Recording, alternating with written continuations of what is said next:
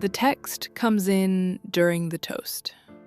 Delphine's phone is face down on the table between the cake knife and her mother's borrowed pearl clutch, and it buzzes once, hard, like it means something.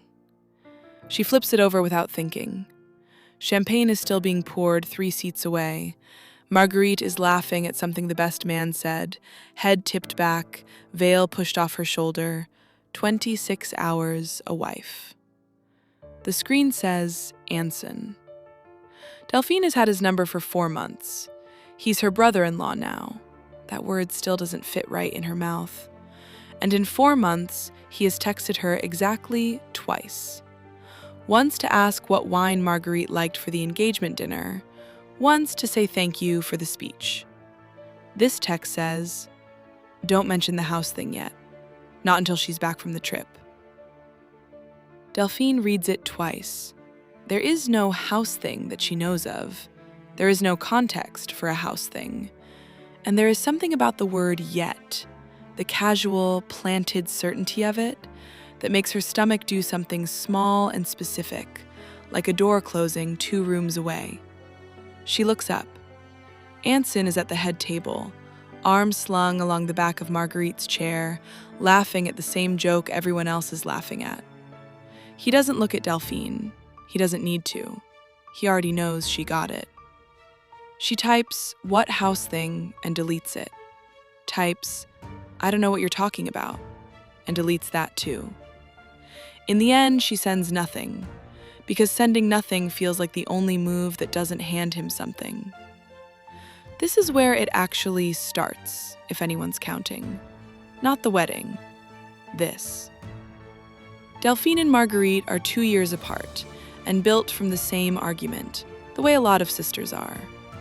Marguerite got the version of their mother that laughs easily and forgives fast. Delphine got the version that notices everything and says nothing until she's sure. Their whole childhood ran on that division of labor. Marguerite charmed the room. Delphine watched the exits. It worked. It has always worked. Marguerite has never once had to wonder if a person was telling her the truth, because Delphine has quietly done that wondering for both of them since they were 9 and 12. Anson showed up 14 months ago at a mutual friend's barbecue, and within an hour, he'd found Delphine in the kitchen getting more ice and said, low enough that only she could hear it, "Your sister talks about you like you're the smart one." It wasn't a compliment. Delphine understood that even then, in a way she couldn't fully explain. It was a hook, a little pin set into the wall for later. She told herself she was being unfair. New people say strange things at barbecues. She let it go. Over the next year, the pin kept finding new places to catch. A comment about how Marguerite gets overwhelmed easily, delivered to Delphine, not to Marguerite. A joke at a birthday dinner about how lucky it was that Delphine was the reasonable one in the family, because God knows somebody has to be. Small deposits, none of them worth a confrontation on their own, all of them building towards something Delphine couldn't yet see the shape of. She brought it up to Marguerite exactly once, 4 months before the wedding, phrased as gently as she knew how. "Does Anson ever say things to you about me? Like comparisons?" Marguerite had laughed, not unkindly, the way you laugh at something that sounds like jealousy wearing a disguise. "He adores you, Delphine. He talks about how close we all are. It's a good thing." Delphine let it drop. She'd been the reasonable one for 31 years. She knew how to let things drop. Now she's sitting at a reception table, with a text open on her phone that has nothing to do with wine or speeches, and a word in it, yet, that assumes a future conversation Delphine hasn't agreed to have. Assumes a silence she hasn't agreed to keep. She glances at Marguerite again. Her sister catches the look this time, and mouths, "You okay?" Mid-laugh, effortless, the way she's always been able to hold 2 things at once. The joy of the room and the people in it, without it costing her anything. Delphine smiles back, nods, puts her phone face down again, screen against the tablecloth. Like that settles it. It doesn't settle it. It's the first receipt in a pile that's going to get a lot taller before this is over. But she doesn't need to see the rest of the pile yet to know what it means when a man asks his wife's sister to keep something from his wife before his wife has even landed. But what Delphine doesn't know yet is that this isn't the first time Anson has done this, and she is not the first sister he's done it to. She just doesn't have the name for it. Not yet. The house thing has a name 3 weeks later, and it isn't a house. Marguerite calls Delphine from the airport on her way back from the honeymoon, still glowing, still sunburned across the nose. And somewhere in the middle of describing the resort, she says, almost as an aside, "Anson wants to put my name on the mortgage before we even move in together. Isn't that sweet? He's being so careful about making sure I'm protected." Delphine goes still in her kitchen. That's not what the text said. The text said, "Don't mention the house thing yet." Not, "Don't mention how protective I'm being." A secret you're proud of doesn't need managing. A secret you're proud of, you tell people yourself. That's great, Delphine says, because it's true that she doesn't know enough yet to say anything else.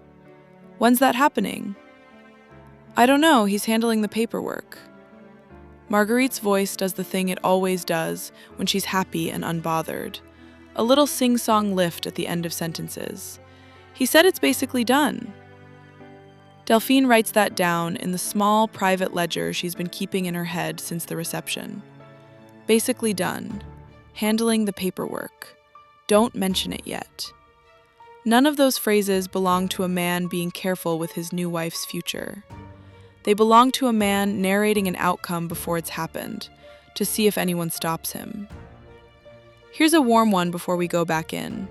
If you're the kind of person who notices the phrasing before you notice the lie, hit subscribe, because that's exactly the muscle this channel is built around. It's 2 days after that call that Delphine's mother, Aveline, mentions, over nothing, over a grocery list, completely without weight, that Anson's first wife moved out of state very suddenly 6 years ago, and that nobody in his family talks about her. Delphine had not known there was a first wife. Marguerite had mentioned an ex, once, vaguely, the way you mention weather from a trip you took a long time ago. Not a wife. A wife is a different category of history. A wife means there is a person somewhere who lived inside this exact configuration before Marguerite did, and left it fast enough that a family closed ranks around the leaving. Delphine doesn't tell Marguerite about the first wife. Not yet. She tells herself this is because it's not her information to spend. A fair reason, technically true. But underneath that fairness is something less generous. She's testing a theory. She wants to see what else surfaces before she decides how loud to be about any of it. This is the part where, if you've been the person who noticed things early in your own family and got called dramatic for it, you already know exactly what she's doing. And you know exactly how lonely it is to do it by yourself. The following weekend, at Sunday dinner, Anson tells a story about the first wife, unprompted, laughing the whole way through, framing himself as the reasonable one who tried everything with someone who just wasn't built for partnership. Marguerite laughs along, because that's what you do at your own dinner table when your husband is being charming and self-deprecating and a little bit wounded in the retelling. Delphine watches Anson's face while he tells it. Not his words, his face. And what she sees there isn't a man revisiting a painful chapter. It's a man performing a chapter he has told exactly this way, in exactly this tone, more than once. There's no groping for the right word. There's no wince. It's rehearsed the way a good toast is rehearsed. Smooth because it's been given before, to a room that believed it the first time, too. After dinner, drying dishes side by side, Anson says to Delphine, quiet enough that it doesn't carry, "You get it, right?" Some people just can't be managed gently. You have to be firm with them, for their own good. Delphine says nothing. She has learned, over one wedding reception and 2 dinners, that saying nothing is the only answer he can't use against her later. But I'm getting ahead of myself. Because before any of that landed the way it was supposed to, there was one more phone call Delphine wasn't expecting. And it wasn't from her sister. It was from a woman named Rosalind, who introduced herself as Anson's first wife, and asked, without any small talk at all, whether Marguerite's sister was the one who noticed things. "Are you the sister who notices things?" Rosalind says it like she's been rehearsing the sentence for 6 years, and finally found the right person to say it to. Delphine is standing in her own hallway, with the phone against her ear and her coat still half on, and she doesn't answer right away, because the question itself feels like a test she hasn't studied for. "I'm Marguerite's sister," she says instead. "Who gave you my number?" "Nobody gave it to me. I found it." A pause. I know how that sounds. I found his contacts backed up to an old cloud account he forgot to close me out of. I wasn't looking for you specifically. I was looking for a pattern. Rosalind explains it in order, the way someone explains something they've had a long time to organize. There was a sister then, too. Anson's first wife had one, older, protective, the kind of person who watched exits the way Delphine does. Anson found her early, the way he found Delphine early, in a kitchen, over ice, with a compliment shaped like a hook. You're the smart one. You're the one who sees clearly. He built a private channel to her that ran parallel to the marriage, low grade and constant, full of small requests to withhold things for now, each one a little bigger than the last, until the sister was carrying more of the marriage's real information than the wife was. By the end, Rosalind says, my own sister knew things about my husband that I didn't know about my own life. That's not an accident. That's a design. Delphine sits down on her own stairs, coat still on, front door still open behind her, letting in the cold. He's already asked you to sit on something, Rosalind says. It isn't a question. The house, Delphine says, before she can decide whether she wants to say it out loud. He asked me not to mention something about the house before she got back from the honeymoon. There was no house with me. There was a savings account he consolidated for safety. Same shape, different furniture. Here's the part worth saying out loud in the comments, because I want to know if this hit the same nerve for you it hit for me. At what point does keeping a secret for someone stop being kindness and start being a job you never agreed to take? Delphine gets off the phone with a promise to call Rosalind back, and no idea yet what she's going to do with any of it. She sits on the stairs a long time. Outside, a neighbor's dog is barking at nothing. Inside her own chest, something is shifted from suspicion, which she could live with, which she'd been living with for over a year, into certainty, which she cannot. Certainty changes the math. Suspicion lets you wait. Certainty makes waiting a choice you're actively making, every single day you don't act on it. 2 days later, Anson calls Delphine directly for the first time since the wedding. Not a text, a call, which means he wants to hear her voice do whatever it's going to do. Marguerite mentioned you've seemed off, he says, easy, warm, a man checking in on a beloved sister-in-law. Everything okay? Everything's fine. Good. A beat, just long enough to be deliberate. Because I know families get funny about money stuff, about the house. I just want us to be a team about this, you and me. Marguerite gets stressed easily. You know that better than anyone. I'm just trying to protect her from having to carry things.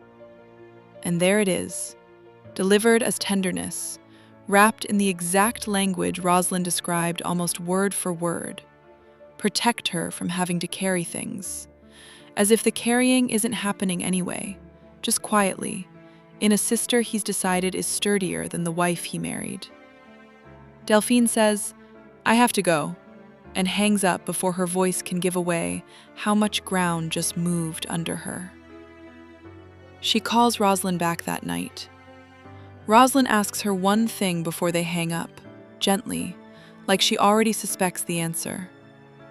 "Has he asked you yet not to tell anyone you two talk?" Delphine hasn't answered a single text from Anson since the call. She checks her phone while Rosalind is still on the line, and there it is, sitting in the thread, sent 40 minutes ago. "Let's keep this between us for now. Don't want to worry Marguerite over nothing." She's staring at the exact sentence a stranger just told her to expect, word for word, down to the "for now." And the strangest part isn't that he said it. The strangest part is how long it's going to take her sister to hear it too. Delphine doesn't tell Marguerite that week. She tells herself it's because she doesn't have enough yet. One phone call from a stranger with an axe to grind isn't proof, technically. And Delphine has spent 31 years being the person who waits for proof before she moves. But she starts collecting it anyway. Not because she's decided to use it, because she can't stop herself from paying attention now that she knows what she's looking at. She notices that Anson never asks Marguerite direct questions about money in front of other people. Always Delphine, always in a hallway, always phrased as concern. She notices that when Marguerite mentions plans that don't involve him, dinner with an old college roommate, a weekend trip with their mother, Anson doesn't object. He just asks, lightly, "Is Delphine going too?" Checking, always checking, whether the sister who sees clearly will be in the room to report back to him later. She notices that he has started copying her. Small phrases, the way she says, "for what it's worth," before disagreeing with someone. The way she goes quiet instead of arguing. It takes her a week to understand why that unsettles her so much. He isn't imitating her out of admiration. He's studying the version of himself Marguerite trusts and building it onto himself like a second skin. "You've been weird at family stuff," Marguerite says one night on the phone, not accusing, just noticing. The way she notices everything eventually, a beat behind Delphine, but never permanently behind. "Is this an Anson thing? You can tell me if it's an Anson thing." Delphine almost does it right there. The sentence is loaded and ready. "He asked me to keep secrets from you since your wedding night, and there was a woman before you who says he did the exact same thing to her sister." And it sits in her mouth for 3 full seconds before she swallows it. "It's not an Anson thing," she says instead. "I've just had a lot going on." She hangs up furious at herself. Not at Marguerite. At the version of herself that has apparently decided being the reasonable one means protecting everyone from the truth, right up until the moment it stops being protective and starts being complicity. Anson gets reckless the way people get reckless when they've never once been caught. Not carefully reckless, but confident reckless. The kind that assumes the system will keep holding because it always has. He starts leaving his phone unlocked around Delphine. Deliberately, she's almost certain. Screen up on the counter during a family lunch. A thread with a name she doesn't recognize, half visible, before he picks it up and pockets it without hurrying. He tells a story at that same lunch, in front of both mothers, about how protective he had to be with Rosalind before things got out of hand, using the word unstable twice, watching Delphine while he says it, checking to see if she's going to correct the record. She doesn't. Not yet. She just watches him watch her. Later that night, he texts her again, and this one doesn't even bother with the softening language anymore. "You've gone quiet. That's fine. Quiet works for both of us. Just remember whose side you're actually protecting when you decide to say something." It isn't a request this time. It's a warning dressed as an olive branch, and the fact that he stopped bothering to disguise it tells Delphine something important. He thinks he's already won. He thinks the year of small deposits, the compliments, The "you're the reasonable one," the quiet complicity he's been building brick by brick, has bought him a sister-in-law who will hold his secrets forever, rather than risk being the one who broke the family open. He has no idea that the woman he built that channel with used to keep the exact same silence for the exact same reasons, right up until the day she didn't anymore. Delphine calls Rosalind again that night, later than is polite, and reads her the text out loud. There's a long quiet on the other end. Then Rosalind says, "Quiet and certain." That's the sentence he sent me 2 weeks before I left him. He doesn't have new material. He just recycles the same ending. "What happened after you got that text?" "I told my sister everything. All of it, in one sitting. No more managing him for his comfort." A breath. "It cost me some things. It cost me less than staying quiet did." Delphine looks at her own phone, at the unanswered warning still glowing on the screen, and understands, finally and completely, that there is no version of this where staying quiet keeps anyone safe. It was never protecting Marguerite. It was protecting Anson from Marguerite ever getting the chance to protect herself. She picks up her phone and calls her sister. Marguerite picks up on the second ring, still bright from whatever she was doing before the phone rang, and says, "Hey, weirdo, twice in one?" "I need you to not talk for a minute," Delphine says. "I need to tell you something, and I need you to let me get through all of it before you say anything back." There's a silence on the line that Delphine has never heard from her sister before. Not sulking, not hurt yet, just still. Marguerite, who has laughed her way through every hard conversation their family has ever had, goes completely quiet and says, "Okay." So Delphine tells her, in order the way Rosalind told it to her, the text at the reception, the house that was never really about the house, the dinner story about Rosalind that Anson had clearly told before to someone else, using the word unstable like it was load-bearing. The phone call from a woman Delphine had never met who described in exact and specific detail a pattern that predated Marguerite by 6 years and had apparently only ever needed one new sister to keep running. Marguerite doesn't interrupt, which is its own kind of terrible, because Delphine can hear, in the quality of the silence, that some part of her sister isn't hearing this for the first time. Some part of her has been quietly filing away small wrongnesses of her own, the checking, the "is Delphine coming too?", the way Anson always seems to know things about their family before Marguerite has told him, and simply hadn't had a shape to put them in yet. "Say something," Delphine says finally. "I'm trying to figure out," Marguerite says, and her voice has none of the sing-song lift in it now, "whether I'm more angry that he did this, or that you knew for a month and didn't tell me." That lands exactly as hard as Delphine expected it to. She doesn't defend herself right away. She lets it sit, because it's fair, because a month of silence is a real thing that happened, and not a technicality she gets to explain away. "I was trying to be sure before I said something that would blow up your marriage," Delphine says eventually. "I know that's not good enough. I'm telling you now because I ran out of ways to be sure and still stay quiet." "He told me you'd been weird," Marguerite says, quieter. "He said you'd always been a little controlling about who I dated. He said it gently, like he felt bad saying it." And there's the other half of the pattern, the half Delphine hadn't fully clocked until she hears it named out loud. He wasn't only building a private channel to the sister.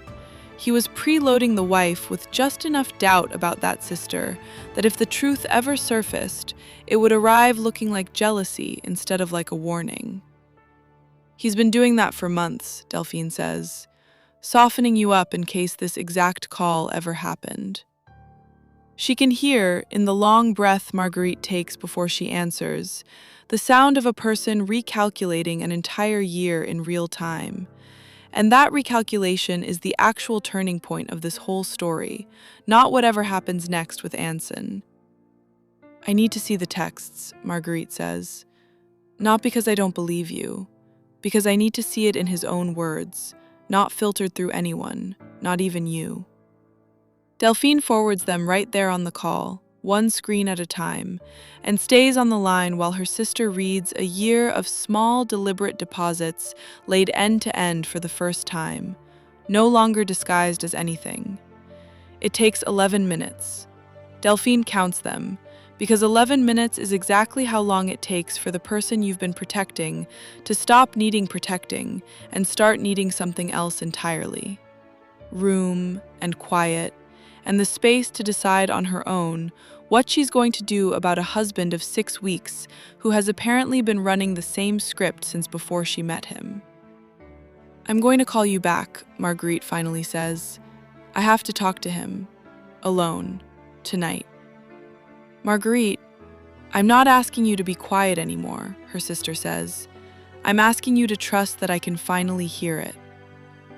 Marguerite doesn't call back that night. Delphine sits with her phone on her chest for 2 hours, not sleeping, not really waiting either, just holding the shape of not knowing. When the call finally comes, it's past midnight, and her sister's voice sounds like someone who has been crying and has also, somehow, stopped being afraid of something at the exact same time. I showed him the screenshots, Marguerite says. All of them. In front of him, on the couch, no warning. What did he say?